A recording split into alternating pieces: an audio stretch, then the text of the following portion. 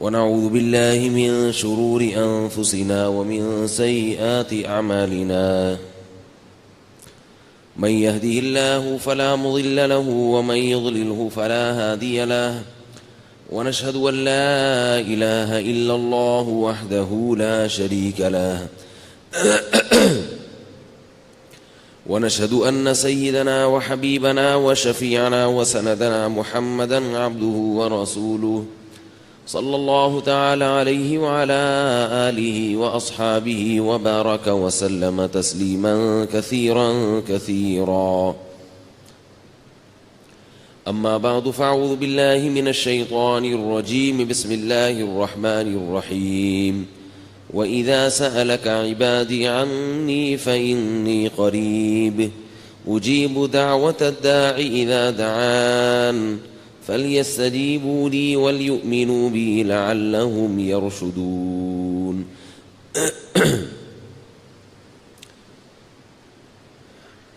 قرآن مجید میں اللہ تعالیٰ نے جہاں رمضان کے روزوں کا حکم دیا وہیں اللہ تعالیٰ نے دعا کا خصوصیت سے ذکر کیا ہے.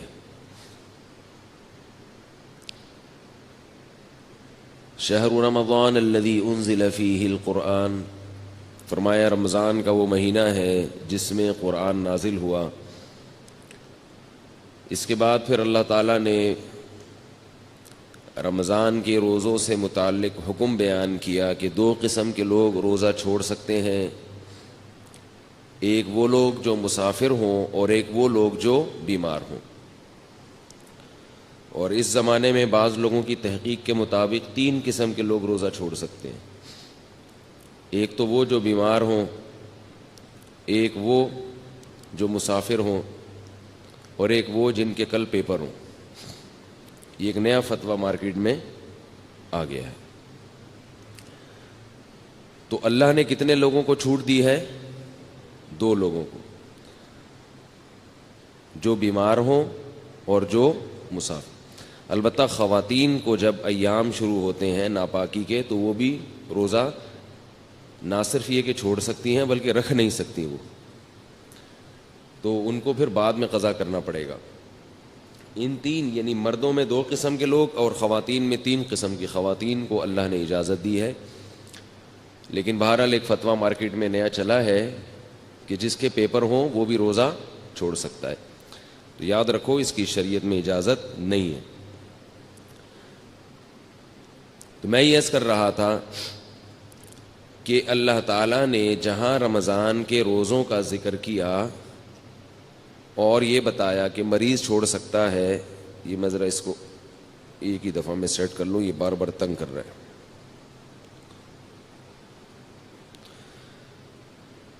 جہاں اللہ تعالیٰ نے رمضان کے روزوں کا حکم دیا اور مریض اور مسافر کو چھوٹ دی، اللہ نے وہیں پہ دعا کا تذکرہ کیا ہے. آپ سورہ بقرہ دیکھیں، جہاں رمضان کے روزوں کی والی آیتیں ہیں، ان آیتوں کے ختم ہوتے ہی اللہ کا ارشاد ہے وَإِذَا سَأَلَكَ عِبَادِي عَنِّي فَإِنِّي قَرِيب. اے نبی، جب میرے بندے آپ سے میرے بارے میں پوچھیں تو ان کو بتائیے کہ میں ان کے قریب ہوں. اجیب دعوت الداعی اذا دعان، میں پکارنے والے کی پکار کا جواب دیتا ہوں جب وہ مجھے پکارے. فَلْيَسْتَجِيبُوا لِي، فَلْيَسْتَجِيبُوا لِي، لہذا وہ بھی میری پکار کا جواب دیں. جب میں ان کو بلاؤں تو وہ بھی آئیں. وَلْيُؤْمِنُوا بِي، اور وہ بھی مجھ پر ایمان رکھیں. لَعَلَّهُمْ يَرْشُدُونَ، تاکہ وہ بھی سیدھے راستے پہ چلیں. یہ بہت اہم آیتیں ہیں. اللہ تعالیٰ نے قرآن مجید میں رمضان کی مناسبت سے جن چیزوں کو ذکر کیا وہ 3 چیزیں ہیں جن کو اللہ نے رمضان کی آیتوں کے ساتھ، بلکہ 4 چیزیں ہیں، 4 جن کو رمضان کی آیتوں کے ساتھ جوڑا ہے. ایک تو روزہ ہے، رمضان جیسے ہی شروع ہوگا تو کیا کرنا ہے بھائی؟ سب سے پہلے روزہ ہے. دوسرا حکم اللہ نے بتایا, روزہ نہیں رکھ سکتا تو وہ کیا کرے گا؟ اگر وہ قضا بھی نہیں رکھ سکتا, کسی بھی صورت میں ممکن نہیں ہے, تو وہ فدیہ دے گا. فدیہ مالی عبادت ہے. تو دوسری چیز اللہ نے کیا ذکر کی؟ مالی عبادت. اور حدیث میں اس کو بہت اہتمام سے ذکر کیا ہے. گلا بیٹھا ہوا ہے, دعا کریں, کھل کے ہی نہیں دے رہا. جیسے ہی پشاور میں چاند کا اعلان ہوتا ہے نا, تو میرا گلا بیٹھ جاتا ہے. یعنی اتنا بھی انتظار نہیں کرتا کہ بھائی کراچی میں تو ہونے دو اعلان. تو رمضان شروع ہوتے ہی ہمارا گلا بیٹھ جاتا ہے. اور بیٹھنے کی وجہ یہ ہے, گلے پہ جو بوجھ ہے نا وہ ضرورت سے زیادہ پڑ جاتا ہے. سمجھ رہے ہیں نا؟ ایک مزدور کو آپ پتھر اٹھانے کا کہیں تو آپ اسے کہیں بھائی یہ بوری یا یہ پتھر یہاں سے وہاں رکھ کے آ جاؤ, وہ رکھ کے آ جائے گا. تو اس کے بعد آپ اس کو آرام دیتے ہیں. مسلسل وہ کرتا رہے تو اس کے بازو بیٹھ جائیں گے, اس کے گھٹنے بیٹھ جائیں گے, اس کی کمر بیٹھ جائے گی. تو رمضان شروع ہوتے ہی ہمارے گلے پر کیا ہو جاتا ہے؟ بہت زیادہ بوجھ پڑ جاتا ہے. بیانات کا سلسلہ شروع ہو گیا, پھر تراویح پڑھنا بھی ہے, پھر اس کو یاد کرنا بھی ہے. تو وہ ہوتے ہوتے پھر وہ پنپنے کا, پھر وہ افطاری میں کیسے پرہیز کرے بھائی؟ پکوڑا چھوڑ سکتا ہے کوئی افطاری میں؟ اب کسی ڈاکٹر کو بولتے ہو, وہ بولے پکوڑے نہیں کھاؤ. سمجھ, پکوڑے نہیں کھاؤ, دنیا چھوڑ دیں گے یار. افطاری میں ہم سموسے کیسے چھوڑ سکتے ہیں؟ اور کراچی کی گرمی کے روزے, اتنے ٹف روزے, اتنی گرمی میں انسان بیٹھے اور کھچڑی کھائے گا کیا افطاری میں بھائی؟ تو ہم کہتے ہیں بھائی آدمی کچھ کھائے تو تمیز کے ساتھ. اور یاد رکھو یہ پکوڑا اتنا نقصان دہ چیز نہیں ہے جتنا اس کو بدنام کیا جاتا ہے. بات میں آ رہا ہوں موضوع کی طرف. چھوٹا سا آپ کو ایک ہلکی سی بات افطاری کے حوالے سے بتا دوں. سموسے نقصان دیتے ہیں, پکوڑے نقصان نہیں دیتے. سموسے میدے کے بنے ہوئے ہوتے ہیں, وہ نقصان دیتے ہیں. سموسا اگر کھانا ہے, اندر کے آلو نکال کے کھا جاؤ, اس کے میدا نہ کھاؤ. وہ جو ہوتا ہے نا پاپڑ, اس کا وہ میدا ہے, وہ نقصان دے گا. پکوڑا ہے بیسن. بیسن صحت کے لیے بہت مفید چیز ہے. بیسن میں فولاد ہوتا ہے, طاقت ہوتی ہے. البتہ اس کو ہم چونکہ تیل میں تلتے ہیں تو وہ گڑبڑ کر جاتا ہے تھوڑا سا. تو اب افطاری میں تو چلتا ہے نا. تو اس لیے پکوڑوں کو جتنا بدنام کیا جاتا ہے نا, اتنا وہ قابل ملامت ہے نہیں. تو جتنی ملامت ہے وہ سموسوں پہ لے جایا کریں آپ, ٹھیک ہے؟ تو میں جب سموسا کھاتا ہوں نا تو اندر سے آلو نکال کے کھا جاتا ہوں. میرے سامنے جو بیٹھا ہوتا ہے وہ پاپڑ کھا رہا ہوتا ہے. وہ سمجھتا ہو کہ یہ مفتی صاحب میرا اکرام کر رہے ہیں, حالانکہ یہ سازش ہوتی ہے جس کو وہ سمجھ نہیں پا رہا ہوتا. دوسرا ایک چھوٹی سی بات آپ کو صحت کے حوالے سے بتا دوں کہ اللہ کا واسطہ کولڈ ڈرنک سے روزہ مت افطار کیا کرو, گردوں کی ایسی کی تیسی ہو جاتی ہے. کولڈ ڈرنک ویسے بھی نقصان دہ چیز ہے, لیکن اگر آپ نے اس کے نقصان کو 100 گنا بڑھا دینا ہے تو اس کا طریقہ یہ ہے کہ آپ کولڈ ڈرنک سے روزہ افطار کریں. لوگ کیا کرتے ہیں کہ خالی پیٹ ہے, پیاس شدید لگ رہی ہے, اور پیپسی سے روزہ افطار کر رہے ہیں. گردے جو ہے نا اس وقت مانگ رہے ہوتے ہیں کوئی لکوڈ چیز. اس وقت آپ نے اگر پانی نہیں پیا اور آپ نے اس پہ کولڈ ڈرنک چڑھا دی تو وہ گردوں کی ایسی کی تیسی ہو جاتی ہے. کسی بھی ڈاکٹر سے پوچھ لیں, بہت جلدی برباد ہو جاتے ہیں گردے. تو پہلے 3-4 گلاس سادہ پانی پی لیں, پھر ویسے تو پھر بھی نہ پئیں, لیکن اگر پھر پی لیا جائے تو اتنا نقصان نہیں دیتی. سمجھ رہے بات کو کہ نہیں سمجھ رہے؟ اسی طرح چینی والی چیز افطاری میں, چینی کا شربت جو ہم پیتے ہیں خالی پیٹ, یہ بھی گردوں کو نقصان دیتا ہے. چینی جو ہے نا, چینی یہ وائٹ پوائزن ہے, وائٹ پوائزن, سفید زہر ہے. یہ چینی جب تیار ہوتی ہے تو یہ بالکل کالے کلر کی ہوتی ہے,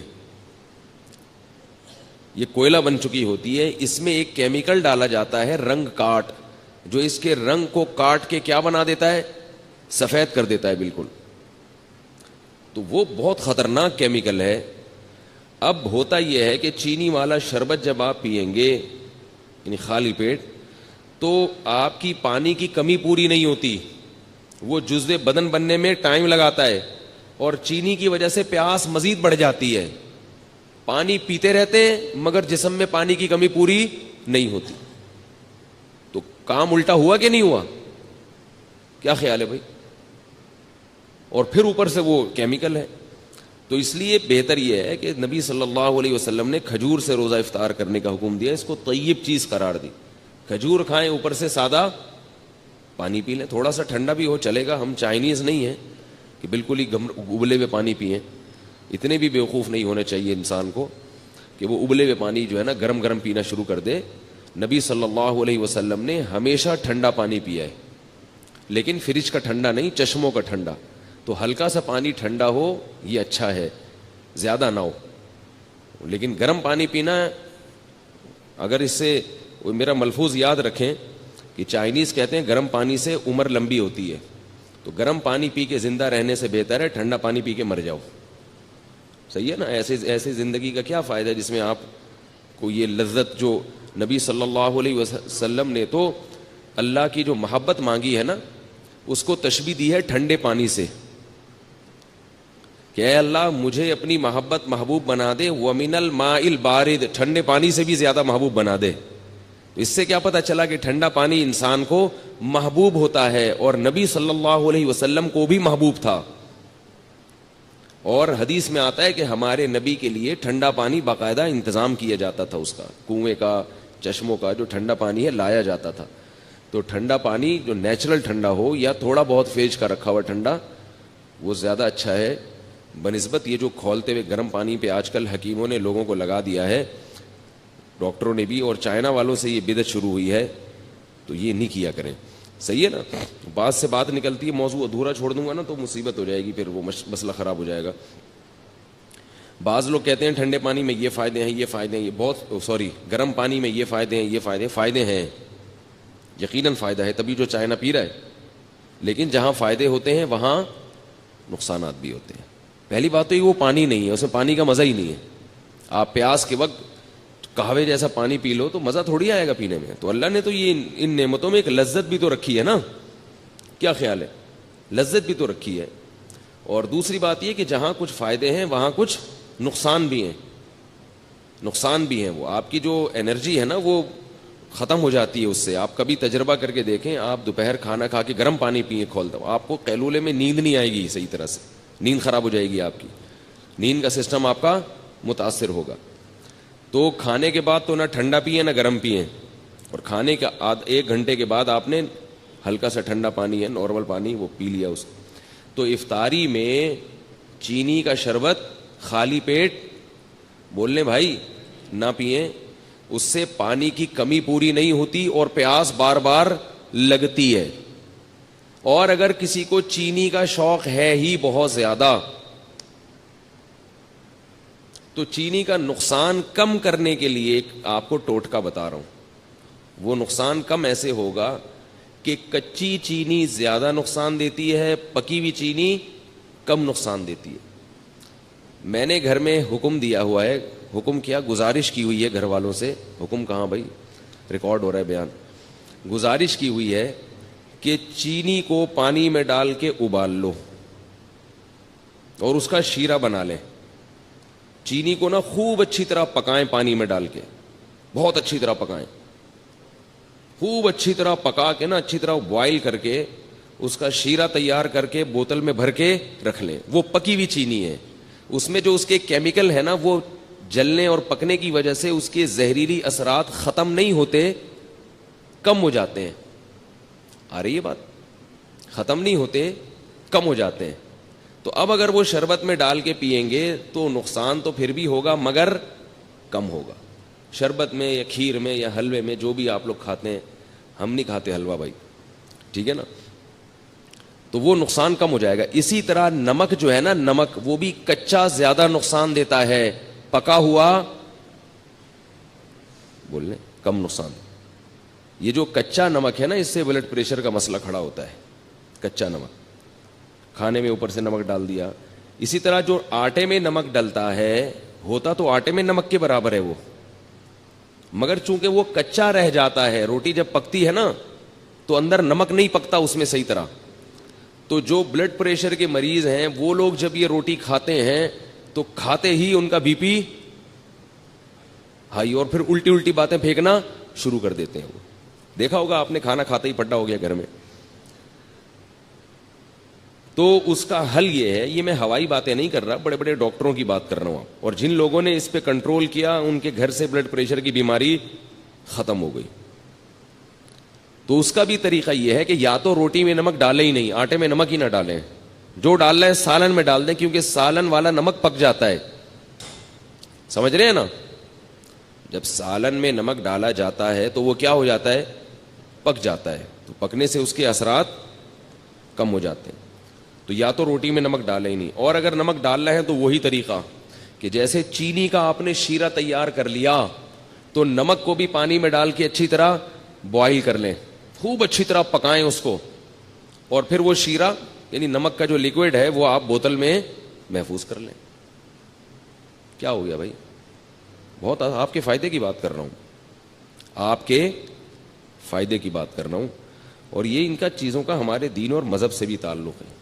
ہمارے نبی نے صحت کی حفاظت کا ہمیں حکم دیا ہے, خاص طور پہ بلڈ پریشر سے صحت خراب نہیں ہوتی, ایمان بھی خراب ہو جاتا ہے, گھر بھی خراب ہو جاتا ہے. جو بیوی کے مریض ہیں نا, طلاقیں بھی اکثر وہی دیتے ہیں, اور بچوں کو بھی اٹھا اٹھا کے کوٹتے رہیں گے, پھینکتے رہیں گے. جب اب بلڈ پریشر کے مریض ابا گھر آئیں گے تو بچے کانپنا شروع کر دیں گے. تو اس لیے نمک کا یہ طریقہ, تو چینی اور نمک آپ نے کیا کرنا ہے, پکا کے رکھیں گھر میں. اور اس کا بڑا فائدہ بھی ہے کہ جب چینی کا شیرہ تیار ہوتا ہے تو کسی بھی شربت میں یا اس کو گھولنا آسان بھی ہوتا ہے. شیرہ ہے وہ یوں کر کے لاؤ, لیکن اس کے لیے تھوڑی سی خواتین کو محنت کرنی پڑے گی, ٹھیک ہے نا, بہت محنت والا کام ہے یہ.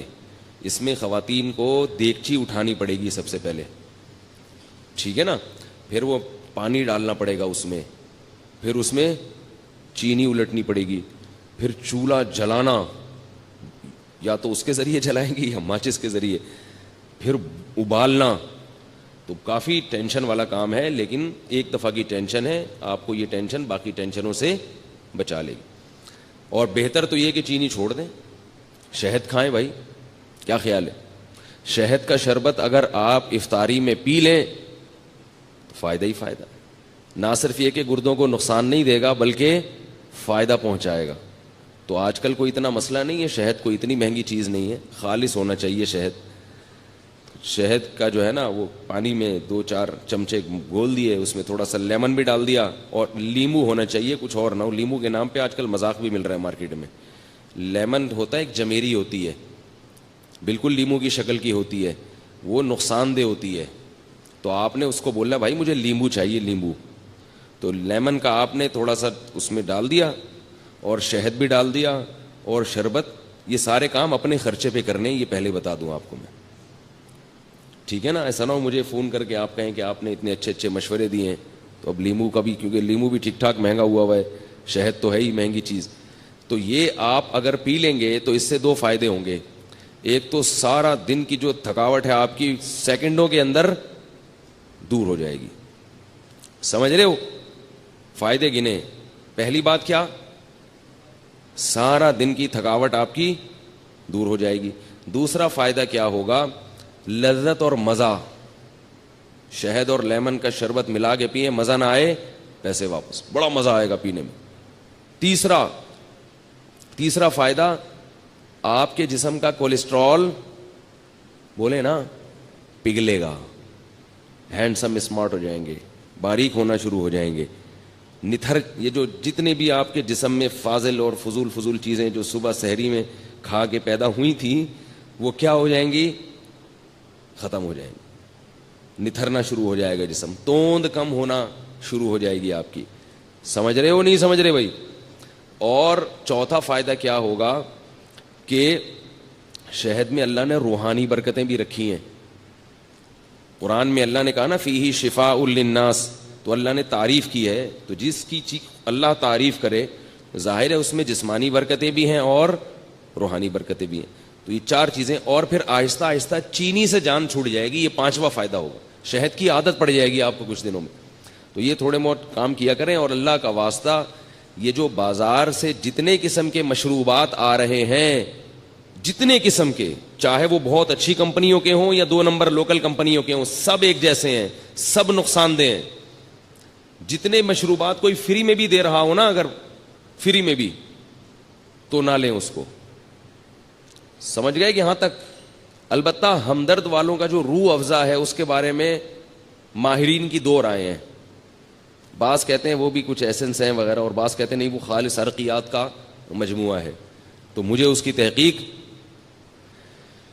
کتنی اہم باتیں ان کو فری پھوکڑ میں بتا رہے ہیں اور یہ قدر نہیں کر رہے بھائی, تو مجھے اس کی پوری طرح تحقیق نہیں ہے. وہ آپ ہمدرد والوں سے پوچھ لیں کہ بھائی یہ 2 نمبر آ رہا ہے, یا جب تک حکیم محمد سعید صاحب زندہ تھے تو 1 نمبر آ رہا تھا, وہ پھلوں کا رس تھا, ٹھیک ہے نا. اب پھلوں کا رس ہے یا پرچی پہ پھل لکھ کے وہ پرچی ڈال دی جاتی ہے, اس کا مجھے علم نہیں ہے. تو دونوں باتیں سننے کو ملتی ہیں, بعض کہتے ہیں 2 نمبر ہے, بعض کہتے ہیں 1 نمبر ہے. تو مجھے نہیں پتا کہ وہ 2 نمبر ہے کہ 1 نمبر. تو آپ کا کوئی جاننے والا ہو تو آپ اس سے تحقیق کر سکتے ہیں. باقی جتنے بھی مشروبات آ رہے ہیں باہر سے سارے بیڑا غرق کر رہے ہیں, کیونکہ جب آپ خالی پیٹ وہ پیتے ہو ان میں کیمیکلز ہوتے ہیں. وہ کیمیکلز آپ کے گردوں کو فوری طور پر متاثر کرتے ہیں. گردوں کے اتنی بیماریاں, پہلے زمانے میں لاکھوں میں کوئی ایک گردوں کا مریض ملتا تھا. تو اپنے آپ کو ڈائلیسس پہ کیوں لانا چاہ رہے ہو بھائی؟ آپ دیکھو نا ڈائلیسس کے مریضوں کو جا کے ہسپتال میں دیکھو, پناہ مانگو گے اللہ کی آپ کہ اللہ مجھے بچا لے اس عذاب سے. تو یہ سارے کیسے مریض بنتے چلے جا رہے ہیں؟ شوگر کی بیماری, گردوں کی بیماری اتنی زیادہ عام ہو گئی ہے. اس کی بنیادی وجہ یہ جو مشروبات ہیں بازار کے ڈبے جو دودھ کے آپ پی رہے ہیں نا, دودھ کے نام پہ جو مذاق پلایا جا رہا ہے آپ کو, یہ چھوڑ دیں, یہ دودھ نہیں ہے. یہ جو خوشنما پیکنگ میں دودھ آ رہے ہیں یہ سفید رنگ کی کوئی چیز ہے, یہ دودھ نہیں ہے. اس کا کسی لیبارٹری میں ٹیسٹ کروا لیں, یہ دودھ نہیں ہے.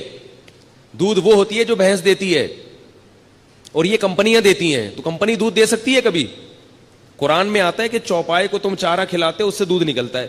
کہیں بھی نہیں ہے کہ تم کمپنی کو پیسے دیتے اس سے دودھ نکلتا ہے, قرآن میں تو کہیں بھی نہیں ہے. دودھ کہاں سے آتا ہے؟ اب یہ پہلی جماعت کے بچوں کے سوال ہیں, بتاؤ دودھ کہاں سے آتا ہے؟ گائے سے آتا ہے یا کمپنی سے آتا ہے؟ گائے دودھ دیتی ہے. ہندو اسی لیے تو گائے کی عبادت کرتے ہیں کہ وہ دودھ دیتی ہے. ہندو کو کبھی دیکھا کہ نیسلے کمپنی کی عبادت کرتے ہوں, یا ملک پیک کی عبادت کرتے ہوں, یا ملک ٹیئر کی عبادت کرتے ہوں؟ اتنی سینس تو ہندوؤں میں بھی ہے کہ عبادت کس کی کرنی ہے, یعنی ان کے لحاظ سے جو سینس ہے کس کی عبادت کرنی ہے؟ گائے کی. اور ہم کیا کر رہے ہیں؟ ہندوؤں کو مجبور کر رہے ہیں کہ وہ کس کی عبادت شروع کر دیں؟ کمپنیوں کی عبادت شروع کر دیں. تو دودھ گائے دیتی ہے, گائے سے دودھ نکالو یا جس نے نکالا ہوا ہے اس سے جا کے خریدو. اس میں جراثیم اگر ہیں تو کوئی مسئلہ نہیں ہے, وہ جراثیم والا اس بغیر جراثیم سے بہتر ہے. جراثیم بھی اس میں اسی لیے آ رہے ہیں کہ وہ دودھ ہے. جراثیم کو بھی پتا ہے کہ یہ کیا ہے, دودھ ہے. اور یہ جو ڈبوں کے دودھ ہے ان کو کھول کے رکھ دو, اس کو جراثیم بھی لفٹ نہیں کراتے. تو جس چیز کو جراثیم بھی لفٹ نہ کرا رہے ہوں اس کو آپ کیوں پی رہے ہو بھائی؟ تو یہ ساری چیزیں کھا کھا کے لوگوں کے گردوں کا بیڑا غرق ہو گیا. شوگر کے مریض بنتے چلے جا رہے ہیں, توندیں نکلتی چلی جا رہی ہیں, جسم ڈھلکتے چلے جا رہے ہیں, چہروں کی رونقیں ختم ہو رہی ہیں, پھر بھی پی رہے ہیں, بچوں کو بھی پلا رہے ہیں. اس لیے یہ اللہ نے قرآن میں حکم دیا ہے کہ اپنے آپ کو خود سے ہلاک مت کرو. جیسے خودکشی کرنا حرام ہے کھمبے سے چپک کے, ایسے ہی سلو پوائزن کھا کے آہستہ آہستہ اپنے آپ کو تباہ کرنا بھی غلط کام ہے, ناجائز کام ہے. اگر آپ کو پتا ہے کہ اس سے مجھے نقصان ہو رہا ہے. یہ عجیب بات ہے کہ کھمبے سے چپکنا تو حرام ہے, اپنے آپ کو مار دینا. یعنی آپ مجھے بتاؤ, ایک آدمی خودکشی کر رہا ہے, وہ ایسے کر رہا ہے کہ ابھی گیا اور ابھی بجلی کے کھمبے پہ ہاتھ لگایا اور ابھی مر گیا. تو یہ ناجائز ہے یا نہیں ہے؟ ہے بھائی. اور ایک آدمی ایسے اپنے آپ کو ہلاک کر رہا ہے کہ وہ تھوڑا تھوڑا کرنٹ اپنے لگاتا ہے کہ میں ابھی نہیں مروں, 10 سال میں مر جاؤں. تھوڑا تھوڑا اپنے آپ کو کیا کر رہا ہے؟ ہلاک کر رہا ہے. آج تھوڑا سا کرنٹ, پھر تھوڑا اور ذرا جھوڑ کا جھٹکا, پھر اور ٹھیک ہے. یہ ویسا حرام نہیں ہے جیسا ایک دم سے مارنا, لیکن کیا اس کو بھی ہم صحیح کہہ سکتے ہیں اس عمل کو؟ ہے بھائی. بھائی زندگی کی حفاظت جب فرض ہے تو پھر وہ ہر لحاظ سے فرض ہے. تو اس طرح یہ چیزیں کھا کھا کے لوگوں نے, اور افطاری میں چونکہ زیادہ نقصان ہوتا ہے, تو رمضان تو اللہ نے ہمیں دیا, اس کی حکمتوں میں ایک حکمت یہ ہے کہ اس سے صحت اچھی ہوتی ہے. اور اوپر سے جتنی بیماریاں رمضان میں ہو رہی ہیں اتنی کسی اور مہینے میں نہیں ہوتی, کیونکہ وہ جو سارا جو ہے نا ترتیب آؤٹ کر جاتی ہے. کہاں سے کہاں بات چلے گی. خیر میں اب اصل بات کی طرف آتا ہوں. تو میں یہ عرض کر رہا تھا کہ اللہ نے قرآن میں رمضان کے لیے 4 احکام خصوصیت سے بیان کریں. ایک پر اشارہ دیا ہے لیکن حدیث میں اس کی پھر وضاحت ہے. تو وہ 4 کام میں سب سے پہلا کام کیا ہے؟ بولو بھائی, روزہ. اس میں تو آپشن ہے ہی نہیں, وہ تو رکھنا ہی رکھنا ہے. دوسرا کام اللہ نے رمضان میں جس کا خصوصیت سے ذکر کیا ہے وہ ہے تلاوت قرآن.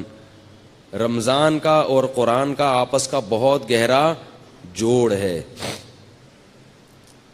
شہر رمضان الذی انزل فیہ القرآن، فرمایا وہ مہینہ ہے جس میں قرآن نازل کیا گیا. یہ وہ مہینہ ہے جس میں قرآن نازل کیا گیا. تو اللہ نے رمضان کا انتخاب کیا ہے قرآن کے نزول کے لیے. اسی وجہ سے رسول اللہ صلی اللہ علیہ وسلم نے اس مہینے میں تراویح کو مشروع کیا، تراویح کو، تاکہ اس میں قرآن پڑھا جا سکے. بعض جو متجددین کہہ رہے ہیں کہ تراویح کا نبی سے کوئی ثبوت نہیں ملتا، یہ جھوٹ ہے، غلط بات ہے 100%. تراویح سب سے پہلے کس نے پڑھی ہے؟ محمد صلی اللہ علیہ وسلم نے. 3 دن پڑھ کے چھوڑ اس لیے دی کہ فرض نہ ہو جائے. پھر صحابہ نے ابو بکر کے دور میں ہی شروع کر دی تراویح، حضرت عمر کے دور میں نہیں شروع ہوئی ہے، یاد رکھو. صحابہ پھر پڑھتے رہے ہیں، نبی کے انتقال کے بعد بھی پڑھتے رہے ہیں، کیونکہ اب فرضیت کا امکان ختم ہو گیا تھا. حضرت عمر نے صرف اتنا کیا ہے کہ مختلف ٹولیوں میں جو پڑھ رہے تھے ان کو ایک امام پہ جمع کیا ہے، کیونکہ نبی نے جو پڑھائی تھی وہ نبی نے، آپ اکیلے امام تھے اور باقی سب لوگ مقتدی تھے. تو حضرت عمر نے ان کو نبی کے نہج پہ اس تراویح کو حضرت عمر لے کر آئے ہیں. اور اس کو جو نیا کام کہا وہ اس لیے کہ ابو بکر کے دور میں ایک امام پر نہیں تھے، تو اس لحاظ سے وہ نیا ہے، حضرت ابو بکر کے دور کے لحاظ سے. سمجھنے بات کو؟ تو بعض لوگ کہتے ہیں تراویح کا لفظ قرآن سے دکھاؤ، حدیث سے دکھاؤ. تراویح کا لفظ حدیث میں نہیں ہے، تراویح کی نماز حدیث میں ہے. تو ہم نماز کو زیادہ فوکس کرتے ہیں، ناموں میں ہمیں الجھنے کی ضرورت نہیں ہے. آپ اگر تراویح کو کوئی اور نام دینا چاہیں تو ہمیں کوئی پریشانی نہیں. آپ اس کو صلاۃ اللیل کہہ لیں، رات کی نماز کہہ لیں، قیام رمضان کہہ لیں تو بھی ٹھیک ہے. تو ناموں سے کیا ہوتا ہے؟ اور یہ تراویح ہم نے نام نہیں دیا، یہ اسلاف نے نام دیا ہے، تابعین نے نام دیا ہے تراویح کو. سمجھ رہے ہیں؟ یہ نام اس نماز کو کس نے دیا ہے؟ اسلاف نے. کیونکہ یہ عام تہجد سے، عام معمول سے ہٹ کے تھی، تو انہوں نے کہا اس کا نام کوئی الگ سے ہونا چاہیے. بعض لوگ کہتے ہیں پورے قرآن میں تراویح کا لفظ کہیں نہیں ملتا، نہ حدیث میں ملتا، لہذا یہ بدعت ہے. بھائی نام تو بہت سی چیزوں کا نہیں ملتا، وہ عمل اگر ملتا ہے تو وہ دیکھو. نماز جو ہم پڑھتے ہیں، اس نماز کا پورے قرآن اور حدیث میں کوئی تذکرہ ملتا ہے؟ بولو نا. نماز کے لفظ کا کوئی قرآن و حدیث میں تذکرہ، بولو نا بھائی، نہیں ملتا. اب کوئی نماز دکھاؤ، نہیں ہے، نہیں تو ہم بھائی نماز نہیں ہے، صلاۃ تو ہے نا. 5 نمازیں جو ہم پڑھتے ہیں اس عمل کا ثبوت ملتا ہے. اس کو نام ہم کچھ بھی دیتے ہیں. عربی میں اس کو صلاۃ کہتے ہیں، قرآن نے اس کو صلاۃ کہا. اردو میں ہم اس کو کیا کہتے ہیں؟ نماز کہتے ہیں. تو نام چینج کرنے سے کچھ نہیں ہوتا. اگر وہ عمل ہمیں مل رہا ہے تو ہم اس کو اپنی آسانی کے لیے کوئی بھی نام دے سکتے ہیں. اب میں کہیں تقریر کر رہا ہوں، 5 نمازیں فرض ہیں. اب کوئی جناب پروفیسر صاحب اٹھ کے کہیں گے نماز تو قرآن میں کہیں ہے ہی نہیں، تو میں کہوں یہ جو فجر ہم نے 2 رکعتیں پڑھی ہیں یہ ہے یا نہیں؟ کہہ رہے یہ 2 رکعتیں تو ہیں مگر نماز نہیں ہے. میں نے کہا پھر کیا ہے؟ وہ کہا یہ تو صلاۃ ہے. اچھا بھائی ناموں میں جھگڑا ہے، تم اس کو صلاۃ کہہ دو یار. ہم چونکہ اردو اسپیکنگ ہیں، ہماری زبانوں پہ کیا چڑھا ہوا ہے؟ بولو نا، نماز چڑھا ہوا ہے. تو بھائی نبی صلی اللہ علیہ وسلم سے رمضان میں الگ سے جماعت کے ساتھ 3 دن تراویح پڑھانا ثابت ہے، لیکن اس کو آپ نے تراویح کا نام نہیں دیا. ابو بکر رضی اللہ نے بھی اس کو تراویح کا نام دیا، حضرت عمر نے بھی نام نہیں دیا. لیکن ایک نماز بہرحال اس کا وجود اور ثبوت ہو گیا. اب جب ہو گیا تو پھر اسلاف نے آسانی کے لیے اس کو الگ نام دے دیا، کیونکہ وہ الگ نوعیت کی نماز تھی. تہجد کی نماز جماعت سے نہیں پڑھی جاتی. نفل نماز میں لوگوں کو بلا کے اکٹھا کر کے اتنی بڑی جماعت قائم کرنا بدعت ہے. یاد رکھو، نماز میں جو کام نبی نے انفرادی کیا وہ انفرادی کرنا پڑے گا، اور جو اجتماعی کیا وہ اجتماعی کرنا پڑے گا. اجتماعی کو انفرادی اور انفرادی کو اجتماعی نہیں کر سکتے آپ. فجر کی 2 سنتیں جو نبی نے پڑھی ہیں اجتماعی پڑھی ہیں یا انفرادی پڑھی ہیں؟ بولو نا بھائی، انفرادی. اب اگر آپ کہیں میں 2 سنتیں جماعت سے پڑھوں گا، بدعت بن جائے گا کہ نہیں بن جائے گا؟ تو رمضان میں نبی صلی اللہ علیہ وسلم نے یہ جو نوافل تھے یہ جماعت سے پڑھے ہیں. جبکہ عام دنوں میں تہجد آپ صلی اللہ علیہ وسلم جماعت کا اہتمام نہیں کرتے تھے. اگر جماعت ہوتی بھی تو ایک دو صحابی آگے کھڑے ہو گئے. تبھی فقہا لکھتے ہیں کہ نفل نماز کی جماعت میں 4-5 افراد اگر اکٹھے ہوں گے تو یہ بدعت عمل کہلائے گا, کیونکہ نبی صلی اللہ علیہ وسلم نوافل میں جماعت کا اہتمام نہیں کرتے تھے. 1-2 آدمی ہوں ٹھیک ہے, زیادہ نہیں ہوں. تو اب جو تراویح میں اتنی بڑی جماعت قائم کی, اگر یہ بالکل الگ منفرد نماز نہ ہوتی تو اس میں پھر جماعت جائز نہ ہوتی, کیونکہ نبی صلی اللہ علیہ وسلم کا جو 8 رکعت معمول تھا پڑھنے کا وہ جماعت سے نہیں تھا, وہ انفرادی تھا. تو اس میں جماعت قائم کرنا کہاں سے جائز ہو گیا؟ عجیب بات ہے کہ بعض لوگ جو ہے نا وہ تراویح کی رکعتیں بخاری سے لیتے ہیں اور نبی سے لیتے ہیں, اور جماعت کہاں سے لے رہے ہیں؟ حضرت عمر سے لے رہے ہیں, اور ان دونوں کو ملا کے ایک مسئلہ بنا رہے ہیں. بھئی جب آپ جماعت حضرت عمر سے لے رہے ہیں تو رکعتیں بھی آپ کو کہاں سے لینی پڑیں گی؟ حضرت عمر سے لینی پڑیں گی. اور حضرت عمر نے یہ کہاں سے لی ہیں؟ نبی صلی اللہ علیہ وسلم سے لی ہیں. تو اب اگر کوئی کہے نا یہ تراویح کا لفظ دکھاؤ تو بولا نماز دکھا دو. کیا کہ نماز نہیں تو صلاۃ تو ہے نا. تو آپ اسے کہیں جیسے صلاۃ کو ہم اردو میں نماز کہتے ہیں, اسی طرح اسلاف نے اس مخصوص نماز کو جو رمضان میں جماعت سے پڑھی جاتی تھی, اسلاف نے اس کو تراویح کہنا شروع کر دیا. اگر آپ کچھ اور کہنا چاہتے ہو تو ہمیں کوئی اعتراض نہیں ہے, لیکن یہ نماز پڑھو آپ بہرحال اور اس کو مانو. اور اسلاف نے اس کو تراویح کہا کیوں یہ بھی سن لیں, کچھ اور کہہ دیتے. یہ بھی بڑی ٹیکنیکل بات ہے, نوٹ کر لیں, نوٹ, یہ بڑی خاندانی باتیں ہیں, خاندانی. تراویح اس لیے کہا کہ اسلاف جو تابعین تبع تابعین جب یہ نماز پڑھتے تھے تو ان کا معمول تھا کہ 4 رکعتوں کے بعد آرام کرتے تھے, تھوڑا سا وقفہ کرتے تھے, تھکاوٹ دور کرتے تھے. کتنی رکعتوں کے بعد؟ 4 رکعت. تو اب 4 رکعتوں کے بعد ریسٹ. عربی میں ریسٹ کو استراحہ کہتے ہیں. کیا کہتے ہیں؟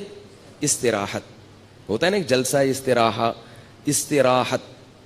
استراحہ اصل میں تھا استرواح, اور اس کے جو اصل حروف ہے نا وہ را, واو اور ہا ہے, روح. اسی سے مروحہ ہے, پنکھا, مروحہ, را واو ہا آ رہا ہے نا. پنکھا کیا کرتا ہے؟ ہوا پھینک کے آپ کو راحت دیتا ہے, بشرطے کہ چل رہا ہو. کئی ایسی والوں کی تو کوشش ہوتی ہے کہ نہ دے. اگر پنکھا چل رہا ہو تو آپ کو کیا دے گا؟ راحت دے گا, اور آپ کی طرف بھی ہو, ورنہ دوسرے والے کو دے گا, آپ کو ٹینشن دے گا. تو راحت سے نکلا یہ لفظ, صحیح ہے نا.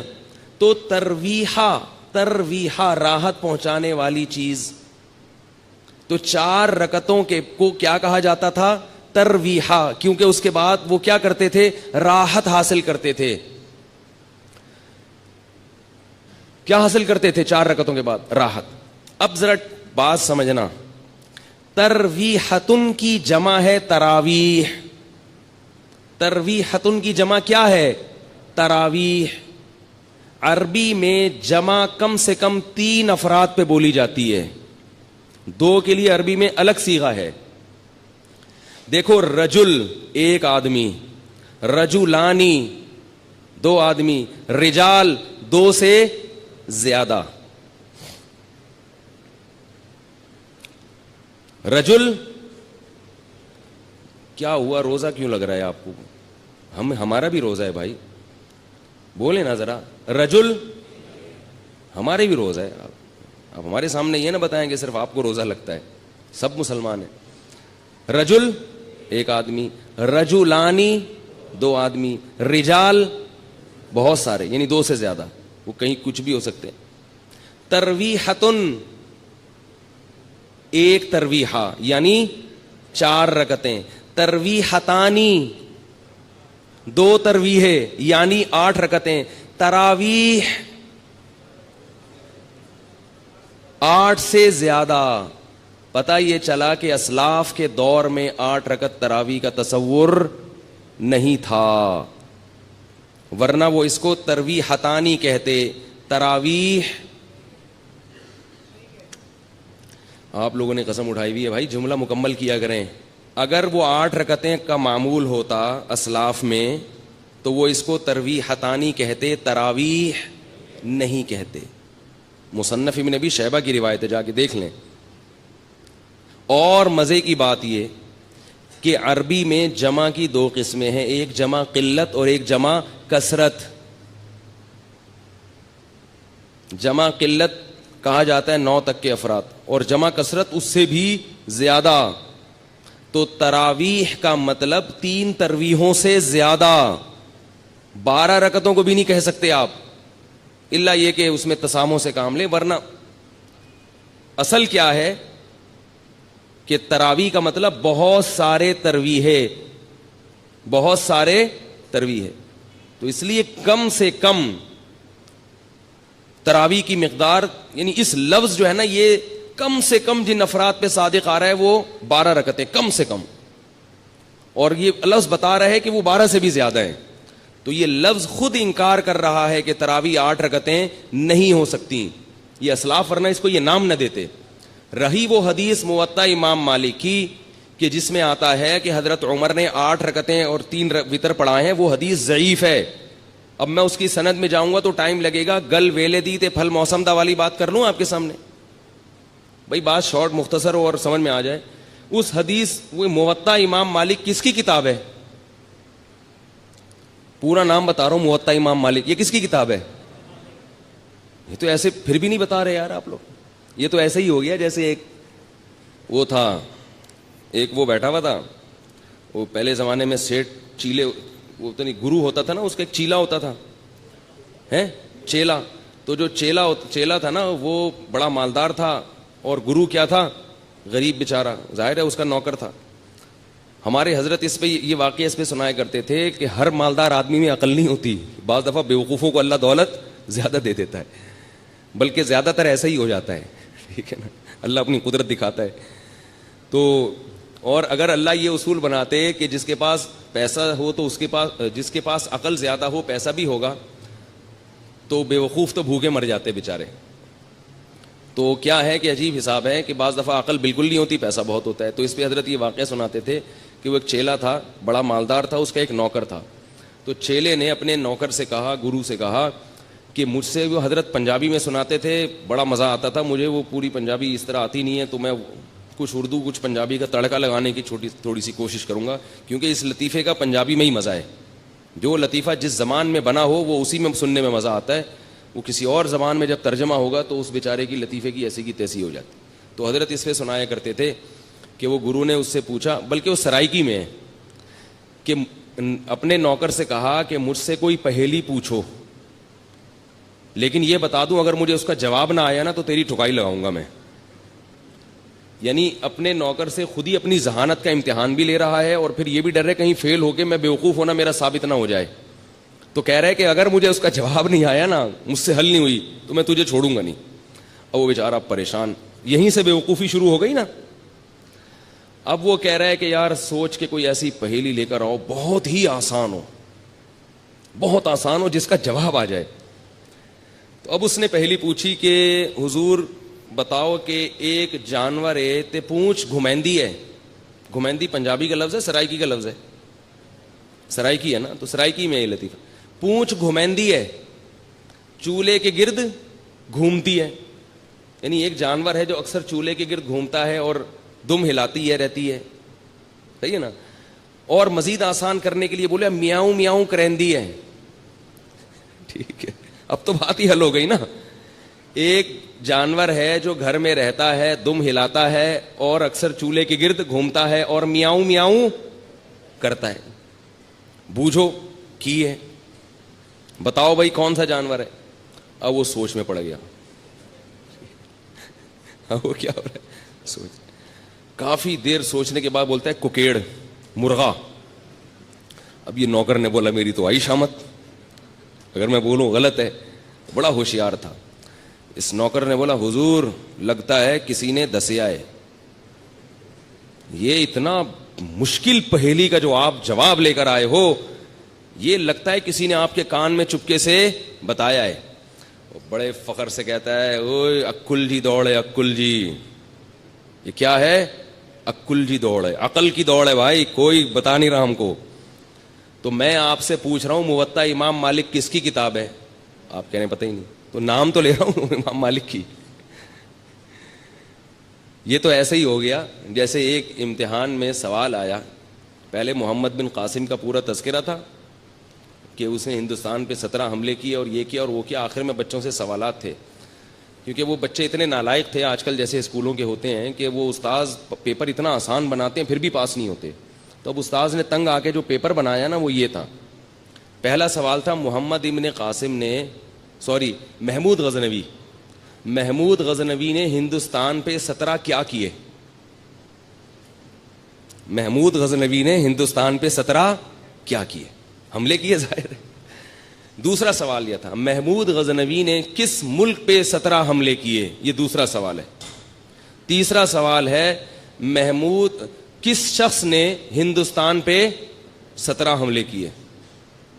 یہ 3 سوال ہیں اور ان 3 میں ایک کرنا ہے, 2 اختیاری ہیں, ٹھیک ہے نا.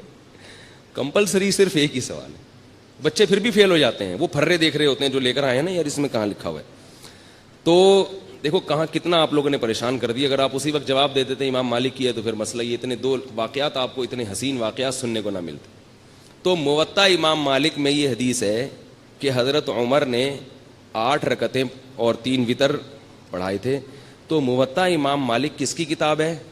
امام مالک کی. امام مالک نے خود اس حدیث کو نہیں لیا ہے, یہ ضعیف ہے. اگر یہ صحیح ہوتی تو جو اس کا مؤلف ہے سب سے پہلے وہ اس کو فالو کرتا نا. خود امام مالک کا یہ مذہب نہیں ہے کہ تراویح 8 رکعتیں ہیں, خود انہوں نے اس کو فالو نہیں کیا. سمجھ رہے ہو بات کو؟ تو اس لیے جو مجتہدین ہیں, جو فقہاء ہیں, ان کی بات کو مانو بھائی, جو ساری دنیا چلتی چلی آئی ہے. یہ تو اب رواج ہو گیا اتنا.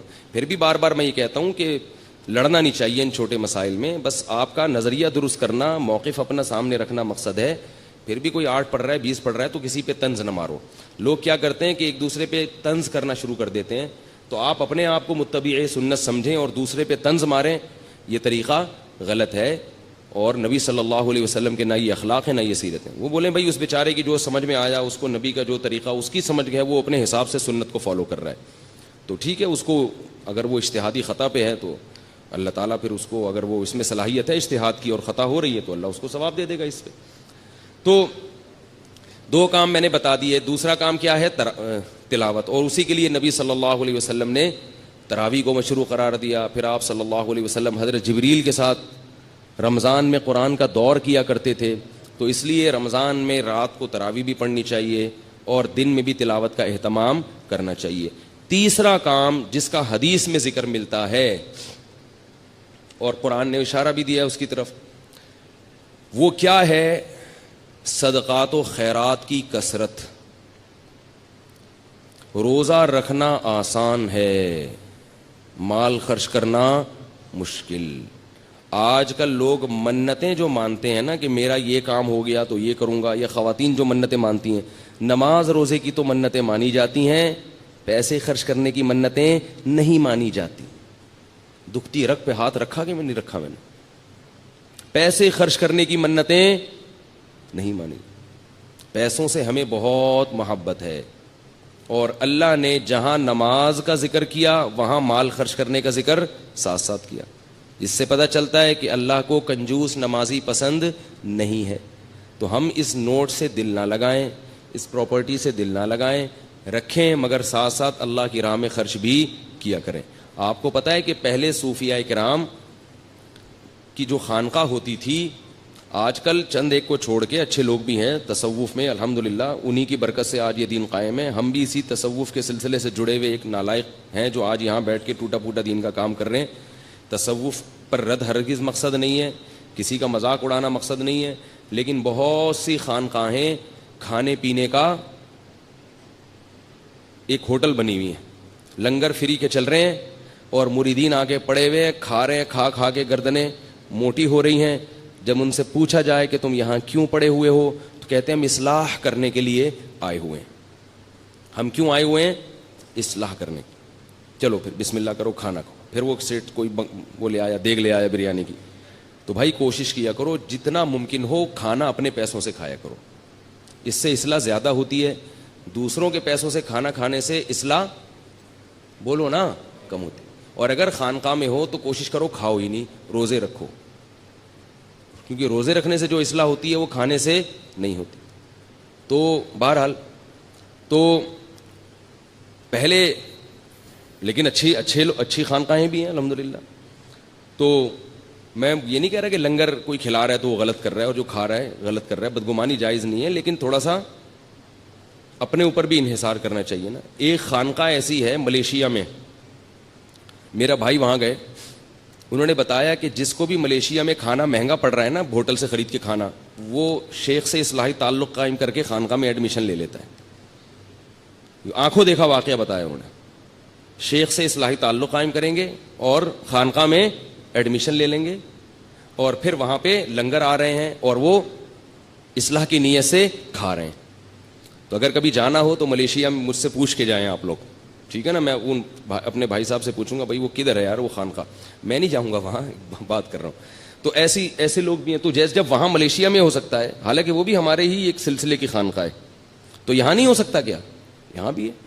تو اس لیے پہلے کیا تھی, خانقاہ تھی, تو اس میں جو ہمارے صوفیاء کرام ہیں وہ کیا کرتے تھے, اپنے مرید کے دل سے دولت کی محبت نکالنے کے لیے کیا کرتے تھے, کڑک کڑک نوٹ اور سکے جلوایا کرتے تھے.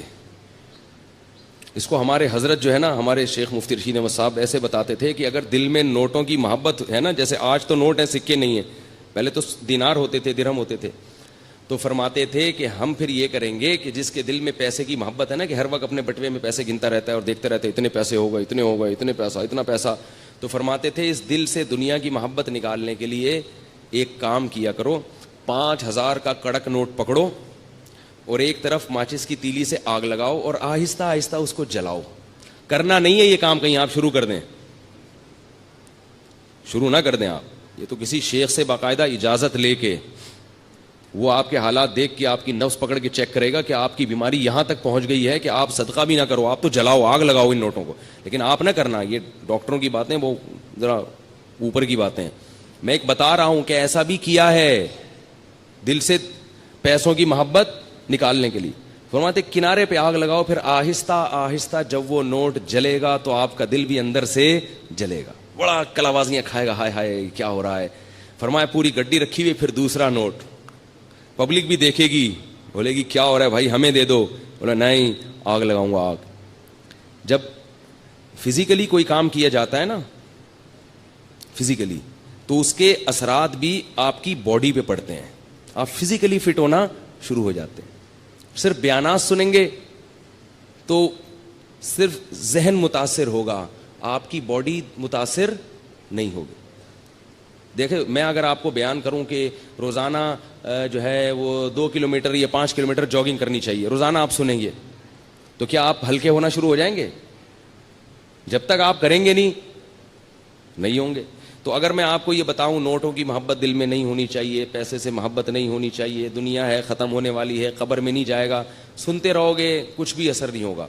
تو فزیکلی جب آپ اس کو جلانا نہیں, بھائی اللہ کا واسطہ بار بار کہہ رہا ہوں, اگر آپ اس کو جلانا شروع کر دیں, اور وہ آپ کہیں گے کہ پھر ہمیں کیوں ترغیب دے رہے ہو جب منع بھی کر رہے ہو, وہ پھر کسی اور وقت بتاؤں گا میں. تو ایسے جب آپ اس کو آگ لگائیں گے, ہلکی ہلکی آگ لگے گی, اور یہ آگ نوٹ پہ کم اور آپ کے دل پہ زیادہ لگ رہی ہوگی, اندر اندر سے آپ جلنا شروع ہوگے.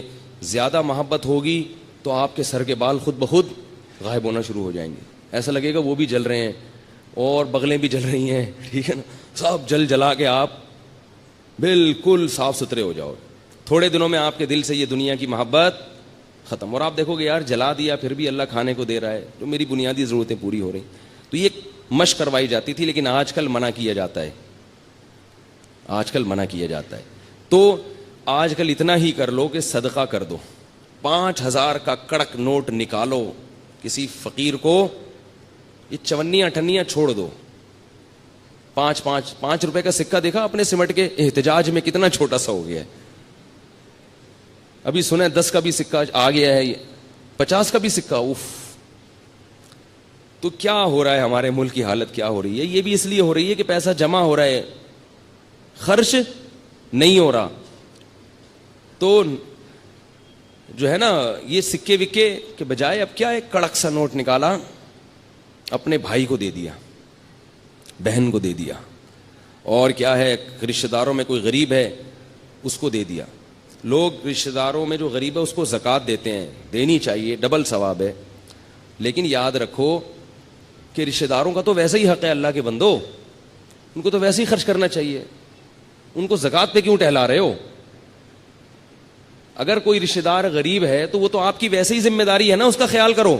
ٹھیک ہے زکوٰۃ بھی ہو جاتی ہے, لیکن میں یہ عرض کرتا ہوں کہ زکوٰۃ کے لیے تو بہت زیادہ سے زیادہ مستحق کو تلاش کرو, اس رشتہ دار کو ہدیہ دے دیا کرو. ویسے ہی اتنی ہی رقم قسمت میں دے دو ہدیے میں, کیونکہ رشتہ دار بہت سے لوگوں کے اتنے غریب ہوتے نہیں ہیں, لیکن وہ پھر بھی کچھ ہیلے بہانے کر کے, کھینچا تانی کر کے کیا کر دیتے ہیں, زکوٰۃ پکڑا دیتے ہیں ان کو.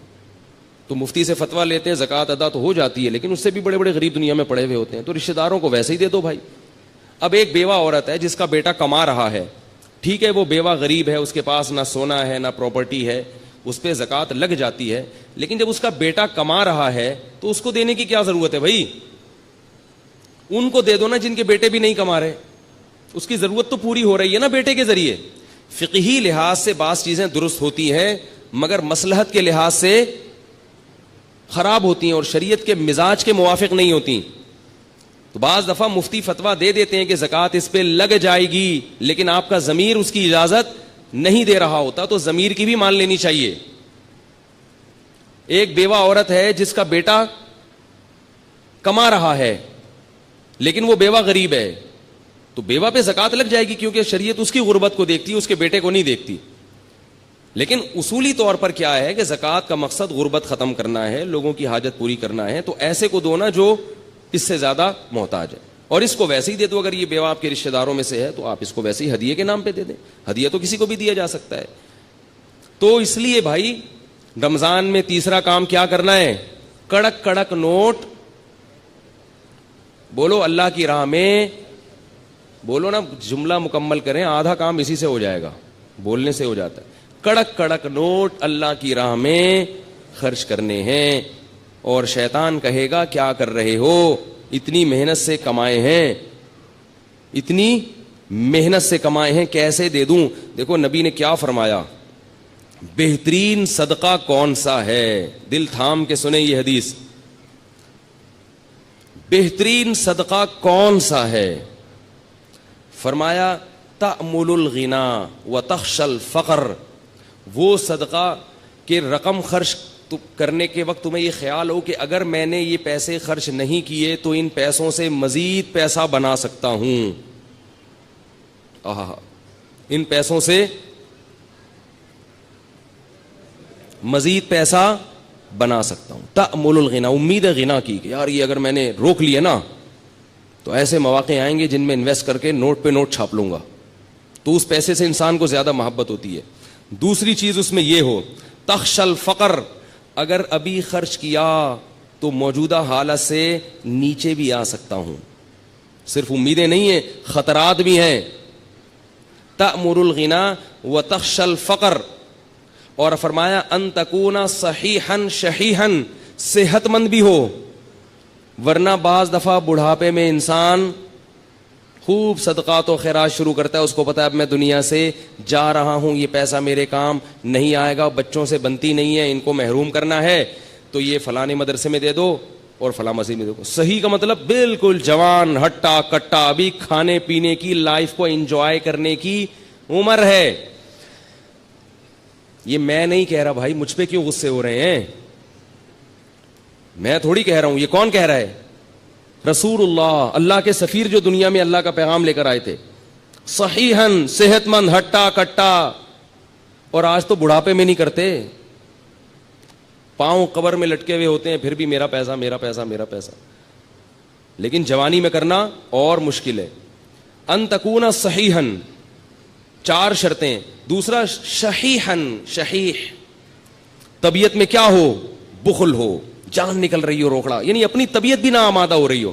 بعض دفعہ انسان میں ساری صفات ہوتی ہیں اور دل خرچ کر رہا ہوتا ہے اڑانے کا, ویسے ہی شو مارنے کے لیے, یا ویسے ہی کبھی کبھار موڈ اچھا ہوتا ہے نا انسان کا, آدمی کھلا دیتا ہے, بعد میں کہتا ہے یار یہ میں نے کیا کر دیا, اس دن میں نے اتنا پبلک کو اتنا کھلا دیا یار, میں تو مقروض ہو گیا. لیکن اس وقت جوش آیا ہوا تھا. فرمائے جوشیلی طبیعت نہ ہو, بلکہ شح کا کیا مطلب ہے, اندر طبیعت میں انقباض پیدا ہو رہا ہو, طبیعت یار کیا, جیسے نوٹ نکلتے ہوئے ایسا لگ رہا ہو جیسے کوئی کھال نکال رہا ہے آپ کی, کوئی کھال ادھیڑ رہا ہے, ایسے نوٹ ادھڑ رہا ہو. فرمایا یہ جو 4 صفتیں جس صدقے میں پائی جائیں گی اس سے بہتر صدقہ بولو بھائی کوئی بھی نہیں. اور ہمارا صدقہ کیا ہوتا ہے؟ یہ والا نوٹ دے رہے ہیں کیونکہ یہ ویسے ہی اضافی ہے, اس میں کوئی کاروبار تو میں کر نہیں سکتا, ٹھیک ہے نا. نمبر 2, اتنا زبردست مولوی صاحب کا بیان سنے ایک دم جوش پیدا ہو گیا ہے, اور مولوی صاحب نے بتایا تھا کہ یہ صدقہ کرو گے تو گھر میں وہ جو بلا ہے نا وہ ٹل جائے گی, ساس کا انتقال ہو جائے گا, اللہ نہ کرے. بعض لوگوں کے لیے سانسیں بلائیں ہیں, یا کسی کی سانس ٹھیک ہو جائے گی, بھائی وہ پریشان تھا, سانس ٹھیک کرنا چاہتا تھا, ٹھیک ہو جائے گی, تو یہ سب ہو جائے گا. ہم جو صدقے کرتے ہیں نا, اللہ کو تو راضی کرنا مقصد ہی نہیں ہوتا, بلائیں ٹالنا مقصد ہوتا ہے. وہ بھی ٹھیک ہے, بلائیں بھی ٹلتی ہیں, بلائیں ٹالنے کے لیے بھی کرنا چاہیے, لیکن پہلی چیز کیا ہونی چاہیے؟ اللہ کی رضا, اللہ خوش ہو جائے, اللہ مجھ سے آخرت کے عذاب کو دور کر دے. میں آج لوگوں کی حاجت پوری کروں گا, اللہ کل قیامت میں میری حاجت پوری کر دے. تو بھائی ٹھیک ہے, یہ والا نہیں ہوتا, اس سے نیچے درجے کا صدقہ کر لو. لیکن حدیث میں آتا ہے رسول اللہ صلی اللہ علیہ وسلم رمضان میں سخاوت کے دریا بن جایا کرتے تھے, سخاوت کے دریا. عجیب بات ہے, لیلۃ القدر میں لوگ تلاوت بھی کرتے ہیں, نماز بھی پڑھتے ہیں, صدقات و خیرات نہیں کرتے. حالانکہ عبادت میں تو صدقہ ایک مستقل عبادت ہے, تو لیلۃ القدر میں بھی عبادت صدقات و خیرات والی کیا کریں. اگر اس وقت رات کو آپ کو کوئی فقیر یا مستحق نہیں مل رہا تو کچھ پیسے نکال کے اپنے پرس میں اس نیت سے الگ کر دیں, اللہ میری طرف سے یہ میں نے نکال دی. اب مستحق تلاش کرنے میں 1 مہینہ لگ جائے, 1 سال لگ جائے, وہ ٹینشن کی بات نہیں ہے. الٹے سیدھے لوگوں کو نہ پکڑایا کریں. لوگ جلدی میں کیا کرتے ہیں, غلط لوگوں کو پکڑا دیتے ہیں, اس لیے کہ بھی رمضان ہے ثواب نہ نکل جائے. تو رمضان میں اگر آپ کو مستحق نہیں مل رہا تو آپ ثواب کی نیت سے نکال کے الگ رکھ دیں گے, تو انشاءاللہ ثواب رمضان ہی کا ملے گا آپ کو. کیونکہ اب یہ جو آپ تاخیر کر رہے ہیں یہ اپنی سستی کی وجہ سے نہیں کر رہے, بلکہ اس لیے کہ صحیح ہاتھوں میں پہنچے, مستحقین تک پہنچے. آ گئی یہ بات سمجھ میں کہ نہیں آئی ہے؟ تو یہ والا صدقہ. اور دیکھو نبی جو سخاوت کے دریا ہوتے تھے, تو آپ صلی اللہ علیہ وسلم کے پاس تو مال تھا ہی نہیں. پتہ یہ چلا کہ سخاوت کا دریا بننے کے لیے مالدار ہونا ضروری, بولو نا, نہیں. اب آپ کہیں گے پیسے ہیں ہی نہیں تو صدقہ کہاں سے کریں؟ ایک آدمی خود غریب ہے, وہ کہاں سے صدقہ کرے؟ بھائی جیسے نبی نے کیا اور جیسے نبی نے بتایا. نبی نے فرمایا کہ تمہارے پاس اگر 1 کھجور ہے, 1 کھجور تو ہوتی ہے نا, اور اگر 1 کھجور بھی نہیں ہے تو مجھے بتائیں بھائی, کچھ چندہ وندہ کرتے ہیں اس کے لیے ہم لوگ یہاں سے. وہ ایک چور گیا نا کسی کے گھر میں, کچھ مل ہی نہیں رہا تھا, تو چور نے 50 روپے نکالے, اس بندے کو اٹھایا, بولا یار یہ رکھ. تو 1 کھجور تو ہوتی ہے بھائی سب کے پاس, تو صرف 1 کھجور ہے, اس سے زیادہ مسکین دنیا میں کوئی بھی نہیں ہے. تو فرمایا کہ آدھی کاٹ کے خود کھا لو اور آدھی صدقہ کر دو. فاتقوا النار ولو بشق تمرہ. اور قربان جاؤں محمد صلی اللہ علیہ وسلم کی تعلیمات پہ.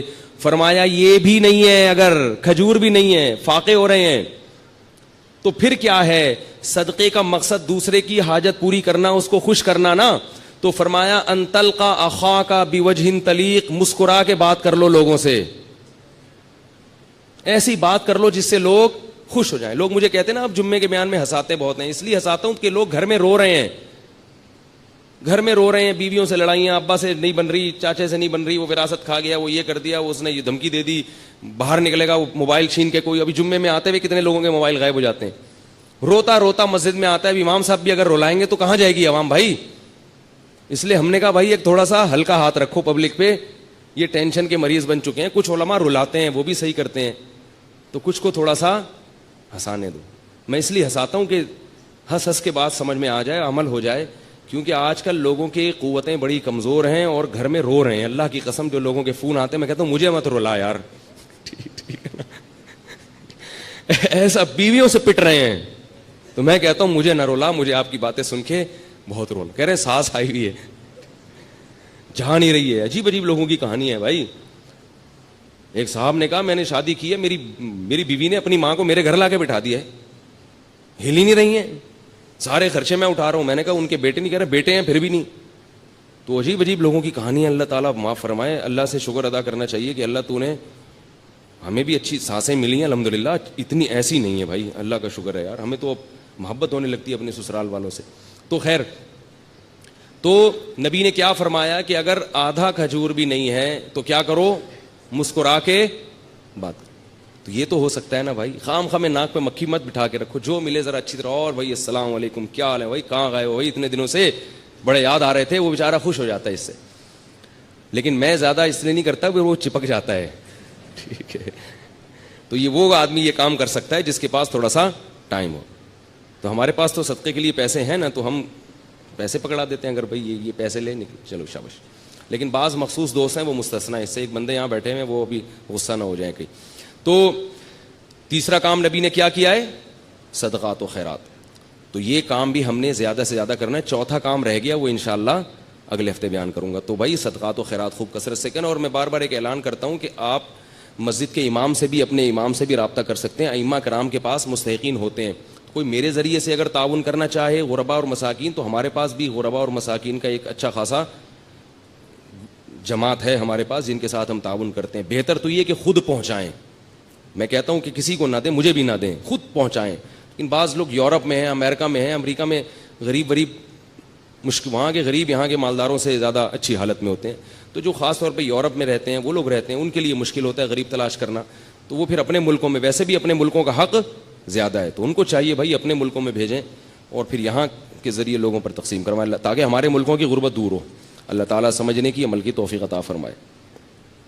جی, اعتکاف کے ابھی فارم ملیں گے جمعے کی نماز کے بعد. جو لوگ بھی اعتکاف میں بیٹھنا چاہتے ہیں تو وہ ابھی اس فارم لے لیں. اور جو باہر سے, کراچی سے باہر سے آنا چاہتے ہیں, تو یہ نعیم بھائی کا نمبر ہے 03339614. اس نمبر پہ کال کر کے اپنی رجسٹریشن کروا سکتے ہیں. صرف 2 دن ہے آپ کے پاس اعتکاف میں بیٹھنے والوں کے لیے, 2 دن ہے. 2 دن میں جن کے رجسٹریشن ہو گئی بس انہی کو بیٹھنے کی اجازت دی جائے گی, کیونکہ محدود جگہ ہیں, بہت زیادہ رش اکٹھا ہو جاتا ہے, اس کو پھر مسجد میں جگہ نہیں ہوتی. پتہ نہیں, ابھی ذہن میں نہیں ہے.